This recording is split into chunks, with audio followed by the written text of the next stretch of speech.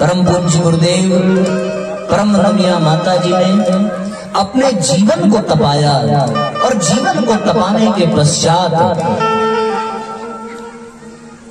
उन्होंने इस जग को प्रकाश पहुंचाने का प्रयत्न किया। हम लोगों ने गीत गाया, हर कोने कलमस कसाय की लगी हुई है ढेरी, नहीं ज्ञान की किरण कहीं है हर कोठरी अंधेरी। उस अंधकार को मिटाने के लिए जिस प्रकाश की आवश्यकता पड़ती है, उस प्रकाश को जागृत करने के लिए और उस प्रकाश को जन जन तक पहुंचाने के लिए बड़ा तप करना पड़ता है। भागवत ही नाम इस ग्रंथ का क्यों पड़ा, भागवत कहकर ही इसे क्यों बुलाया गया, इस पर भी विचार करना चाहिए। भा यानी भास्कर, ग यानी ज्ञान, व यानी वैराग्य और त यानी तप। चार चीजें मिलकर जब सम्मिलित रूप धारण कर लेती हैं तो उसे फिर भागवत कहकर के बुलाया जाता है। आपका जीवन भी भागवतमय बन सकता है यदि आपके जीवन में भी भागवत अर्थात भा यानी प्रकाश हो, ग यानी ज्ञान हो, व अर्थात वैराग्य हो और त अर्थात तप। जीवन में प्रकाश। हमारा ये भारत देश प्रकाश का उपासक रहा है। इस धरती पर, इस देश में यदि कुछ विशेषता रही है तो सिर्फ यही कि सबसे पहली किरण उस सविता की, प्रकाश की वो पहली किरण सर्वप्रथम यही पड़ती है और यहाँ से फिर फैलकर पाश्चात्य जगत को प्रकाशित करती है। जितने भी अवतार हुए वो कहीं और नहीं हुए, सिर्फ और सिर्फ इस भारत में ही हुए, इसी धरती पर हुए। ये देश बहुत ही विशाल और बहुत ही महान देश है। और साथियों, विशेष बात ये है कि जितने भी हैं सब प्रकाश के उपासक। हम लोग गायत्री मंत्र भी पढ़ते हैं। गायत्री मंत्र का भावार्थ भी भैया पूछ रहे थे। उस प्राण स्वरूप दुखनाशक सुख स्वरूप श्रेष्ठ तेजस्वी पाप नाशक परमात्मा को, तेज स्वरूप है वो परमात्मा, प्रकाश स्वरूप है वो परमात्मा, और उस प्रकाश को, उस तेज को, उस देव स्वरूप को हम अपने अंतःकरण में धारण करें, क्योंकि बिना उस प्रकाश के अंतःकरण में अंधेरा ही अंधेरा रहेगा। और जब अंधेरा भीतर हो तो बाहर उजाला कैसे हो सकता है। भीतर की रोशनी से ही हम बाहर का दर्शन कर पाते हैं। बाहर कितनी भी प्रकाश की व्यवस्था हो, कितनी भी अच्छी विद्युत की व्यवस्था हो, लेकिन भीतर की रोशनी चली जाए तो भैया बाहर के पूरे उजाले बेकार हो जाते हैं। उनसे पूछो जिनकी आंखें नहीं हैं, उनसे पूछो जिनके भीतर की रोशनी चली गई। ये बात सिर्फ इंद्रियों तक सीमित नहीं है, मैं चित्त वृत्ति की भी बात करूं कि भीतर यदि ज्ञान का प्रकाश नहीं है तो फिर ये दुनिया माया का जंजाल लगती है, और यदि भीतर वो प्रकाश जागृत हो गया हो तो फिर ये दुनिया आनंद का सागर प्रतीत होती है। तो भागवत का पहला अक्षर भा यानी प्रकाश। हम प्रकाश को धारण करें। गायत्री मंत्र से ही निकल करके आता है ये भागवत। हमने सुना है वेदों का सार है मंत्र गायत्री, और गायत्री का विस्तार है ये भागवत। 18,000 श्लोकों के माध्यम से प्रकट हुई ये भागवत। ये कुछ और नहीं, उस मंत्र का ही विस्तार है जिसे परम पूज्य गुरुदेव ने वशिष्ठ विश्वामित्र बन करके जागृत किया, और जागृत करने के पश्चात घर घर तक पहुंचाया। उस प्रकाश को हमें धारण करना चाहिए। यदि वो प्रकाश जीवन में आ जाए तो कुछ भी पाना शेष नहीं रह जाता, और सब कुछ पाले पर वो प्रकाश जीवन में ना हो तो साथियों सब कुछ पाकर भी अभी बहुत कुछ पाना शेष रह जाता है। इसलिए ऐसे समय में जब उस प्रकाश की चर्चा हो, जब उस परमात्मा की याद आए, तो फिर एक ही चीज याद आती है कि कोई ऐसा गुरु मिल जाए, कोई ऐसा योग्य गुरु मिले जो हमें भी उस प्रकाश का दर्शन करा सके, जो हमें भी उस प्रकाश से मिला सके। और साथियों, सौभाग्य का विषय है कि स्वयं भगवान हमारे गुरु, परम सौभाग्य हमारा है। परम पूज्य गुरुदेव हम सबके जीवन में आए, और आए ही नहीं, हमें उस प्रकाश से परिचित कराया, उस प्रकाश से परिचित करा करके उस प्रकाश के जागरण की विधि भी बतलाई। तो उस प्रकाश को जागृत करना ही भागवत का पहला सूत्र कहता है। भा यानी भास्कर, और भास्कर यानी प्रकाश। वो प्रकाश किस माध्यम से आता है? सविता के माध्यम से। और सविता का मंत्र क्या है? मंत्र गायत्री है। गायत्री के महामंत्र से जीवन के सब पाप हरो। जब वो प्रकाश जीवन में आता है साथियों, तो फिर जीवन का अंधकार मिट जाता है। और उस प्रकाश को प्राप्त करने के लिए हम सबको भी अपने जीवन में गायत्री को स्थान देना चाहिए, गायत्री मंत्र को स्थान देना चाहिए। गायत्री मंत्र ही सर्वश्रेष्ठ माध्यम है उस प्रकाश के अवतरण का, और उस प्रकाश को धारण करने का, उस प्रकाश को अपने अंतःकरण में स्थापित करने का सर्वश्रेष्ठ माध्यम है गायत्री मंत्र। गायत्री के महामंत्र से जीवन के सब पाप हरो।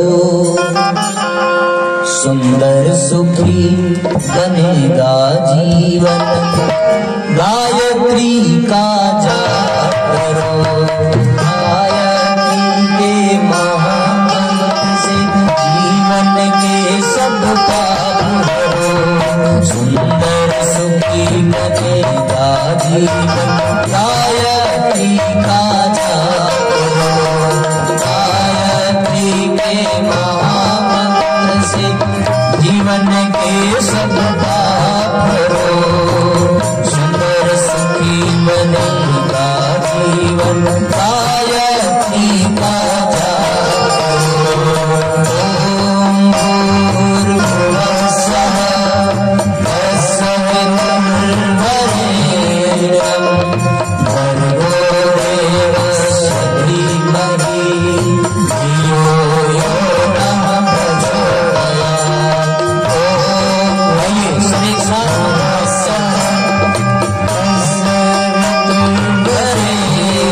तत्सवितुर्वरेण्यं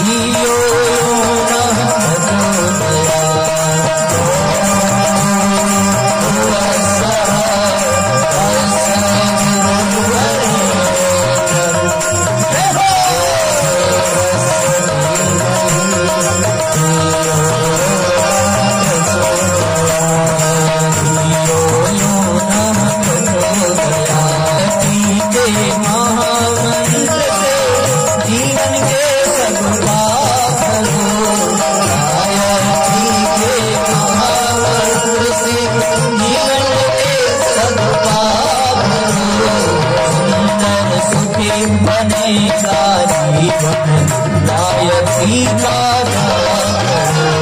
सुंदर सुखी बनेगा जीवन, गायत्री का जाप करो। सुंदर सुखी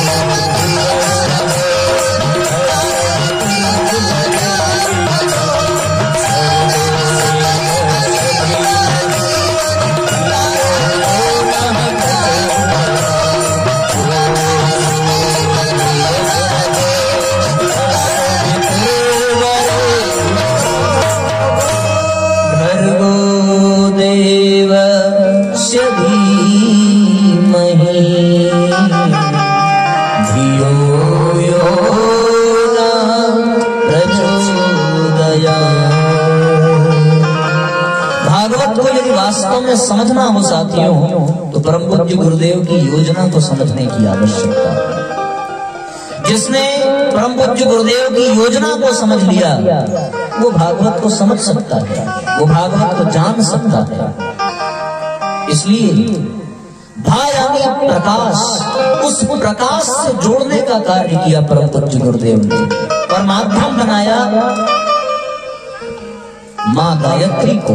आंचल पकड़ाई हम सबको उसने माँ गायत्री की, और माँ गायत्री का आंचल पकड़ कर ही हम उस प्रकाश से जुड़ सकते हैं।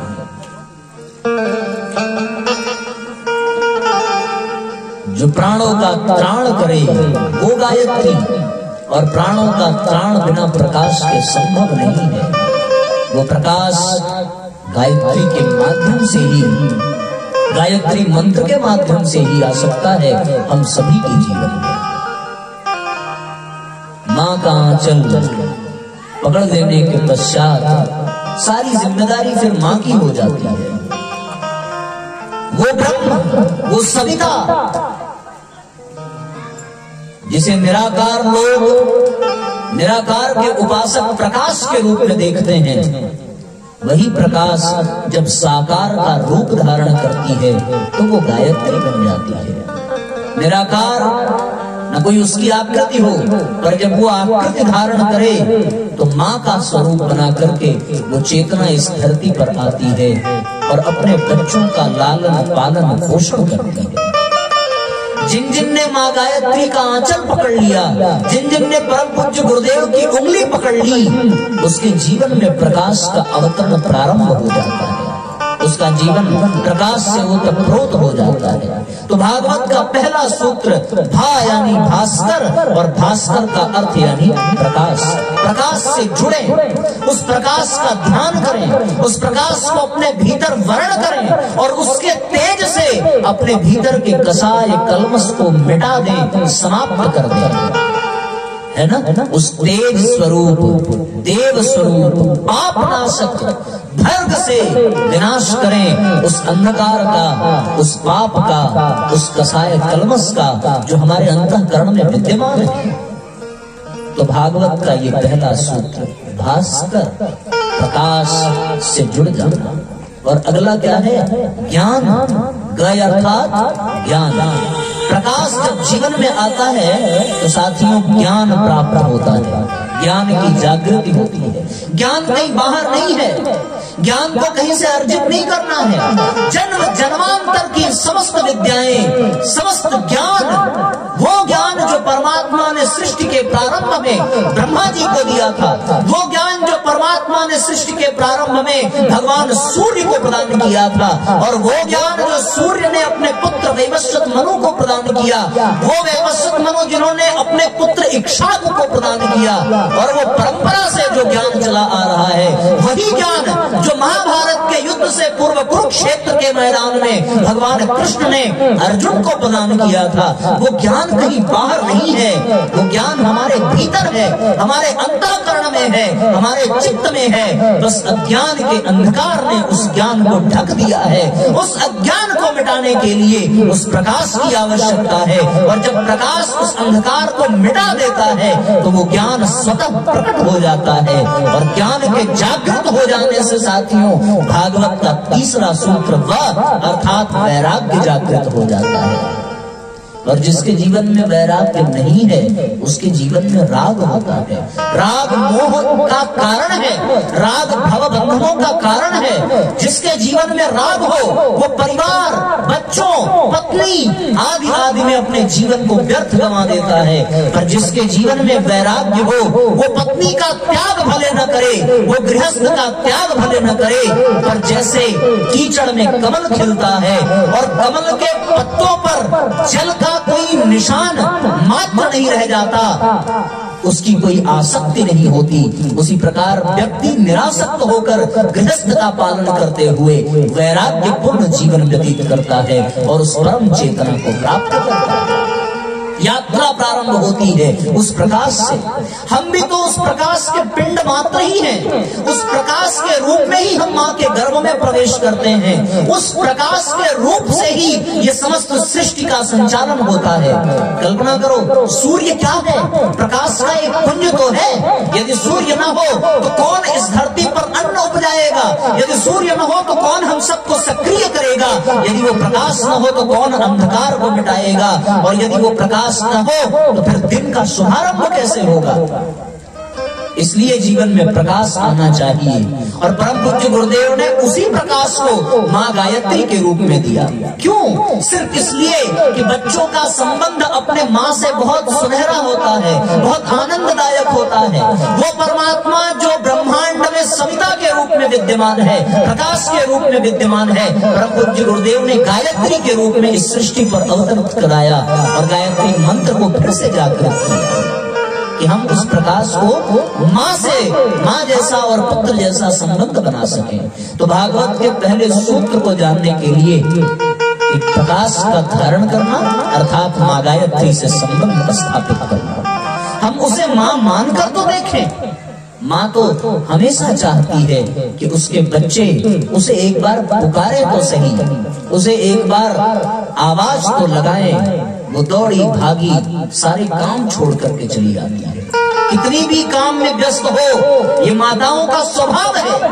कितनी भी काम की जिम्मेदारी हो, कितने भी मेहमान आए हो, कितना भी बर्तन पड़ा हो, कितना कपड़े धुलने हो, हाथ कीचड़ से सने हो, होता है ना। माताएं जब आटा गूंथती हैं तो हाथ बिल्कुल किसी और काम करने के लायक नहीं रह जाता। लेकिन उस बीच में यदि बच्चा एक बार पुकार दे तो मैया सारा काम छोड़कर दौड़ पड़ती है और अपने बच्चे को पैपान कराती है।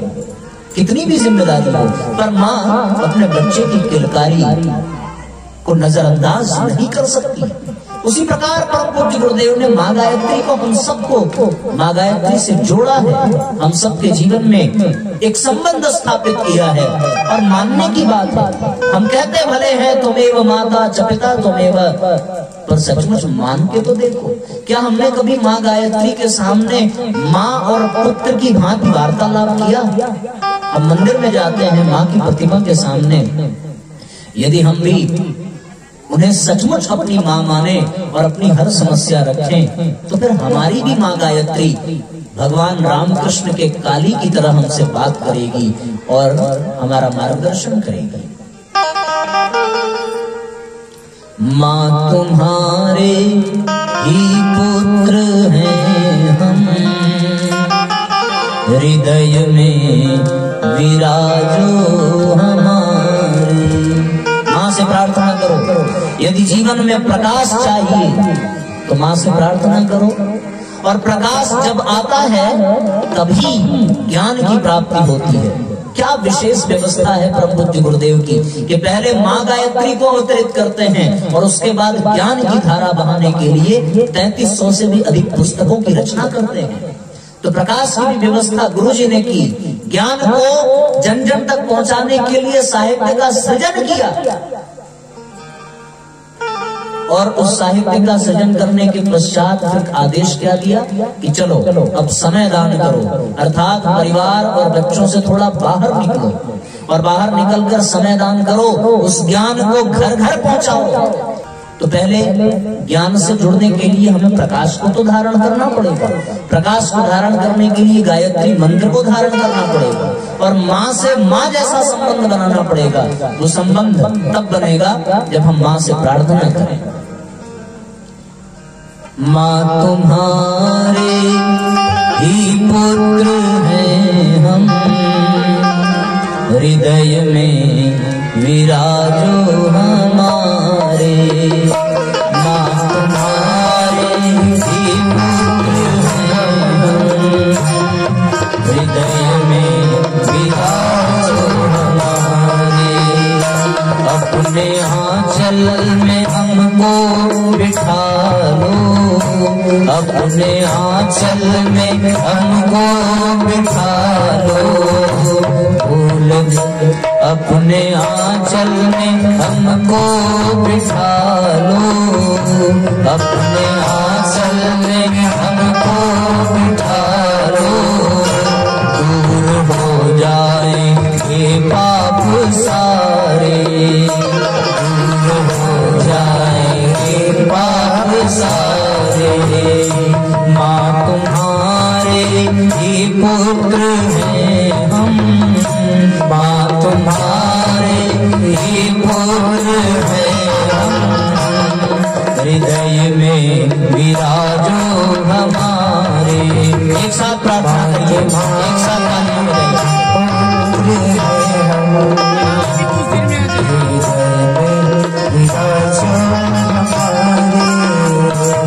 सभी भाव से तालियां बजाते हुए माँ गायत्री से प्रार्थना करें, हे माँ हमें वो प्रकाश प्रदान करो कि हम अपने भीतर के ज्ञान को प्रज्वलित कर सकें।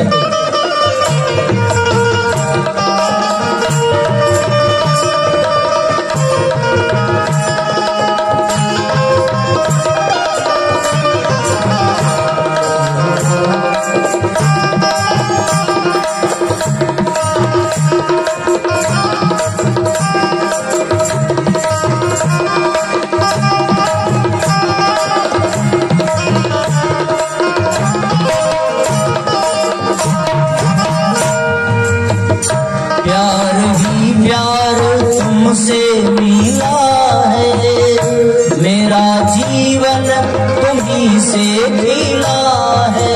प्यार ही प्यार तुमसे मिला है, मेरा जीवन तुम्हीं से खिला है।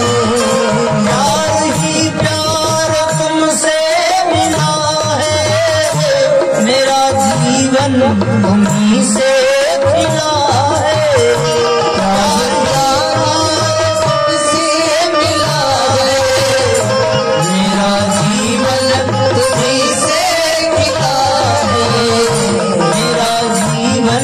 तुम्हीं से खिला है। तुमने हम सबको चलना सिखाया, तुमने हम सबको चलना सिखाया। खुल गए भाग्य के द्वार सारे,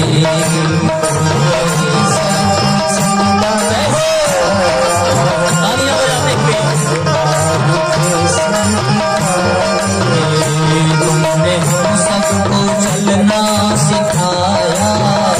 खुल गए भाग्य के द्वार सारे, तुमने हम सबको चलना सिखाया। खुल गए भाग्य के द्वार सारे। माँ तुम्हारे ही पुत्र हैं हम, हृदय में विराजो हमारे।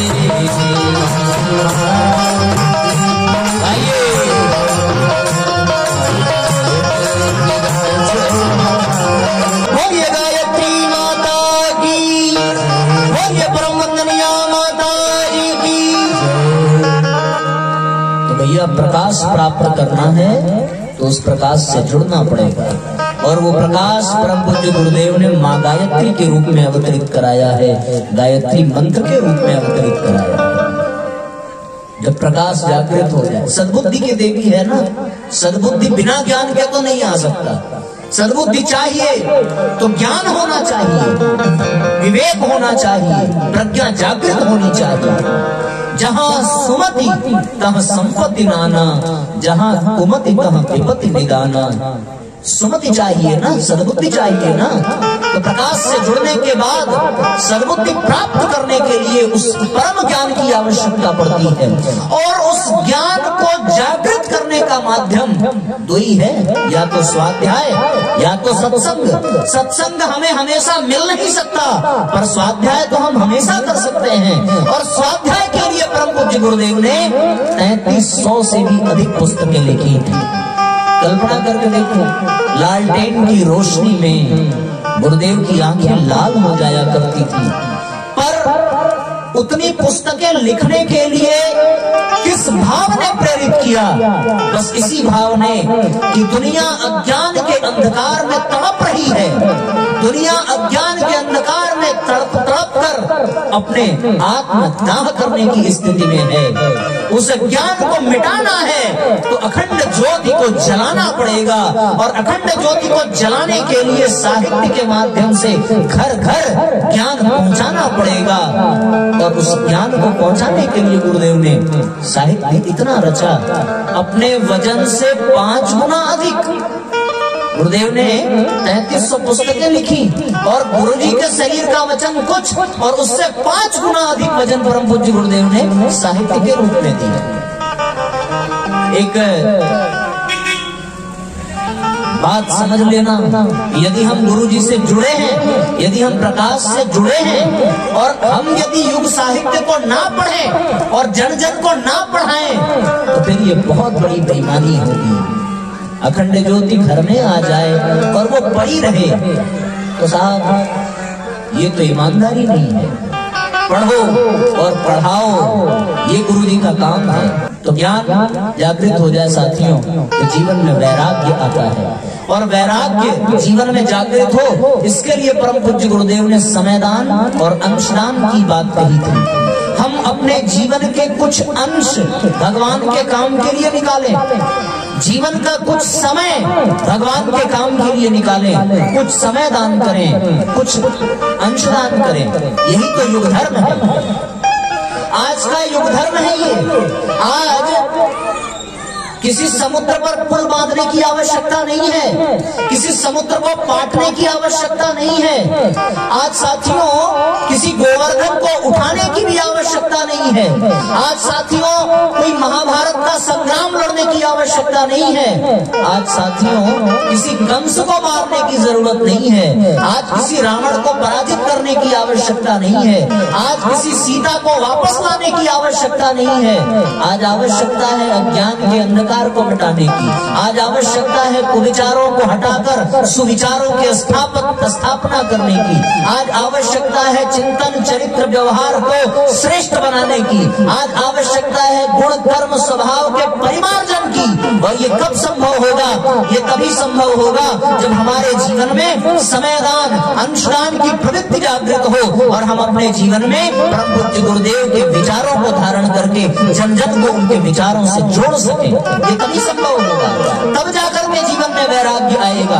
वरना ऐसे कितने लोग हैं जो अपने जीवन में समय होने के बावजूद भी बेकार कर देते हैं पूरी जिंदगी को। जो लोग रिटायर हो जाते हैं 55 साल की उम्र में, 60 साल की उम्र में, बाकी के 20-25 साल वो कैसे बिताते हैं? घर में अपशब्द सुन करके, घर में बेइज्जती सह करके। क्या वो अपना जीवन भगवान के काम में घर घर गुरुजी का साहित्य पहुंचाने में नहीं लगा सकते? लगा सकते हैं, लेकिन उनका मोह लगाने नहीं देता, उनके जीवन में वैराग्य जागृत नहीं होता, तो उनका जीवन सड़ते गलते बीतता है, बेटे बहू की आवाज फटकार सुनते हुए बीतता है। एक वर्ग ये है। दूसरा, ऐसी कितनी महिलाएं हैं, मैं परम पूज्य गुरुदेव की बात कहूँ, कोई इसको व्यक्तिगत न ले। परम पूज्य गुरुदेव ने कहा है कि ऐसी कितनी महिलाएं हैं जिनके विवाह या तो नहीं हुए, और यदि हुए तो वो विधवा हो गई।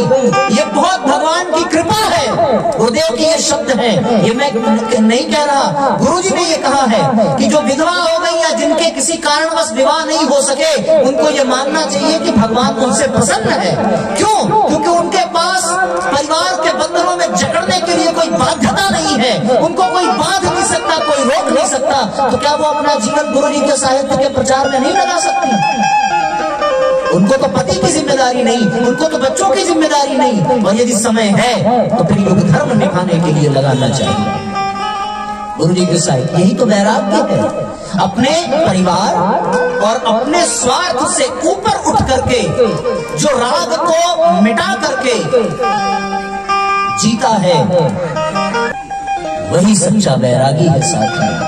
और जब जीवन में वैराग्य आ जाए, जीवन में वैराग्य जागृत होता है तो इंसान तप करता है। तप क्या करता है?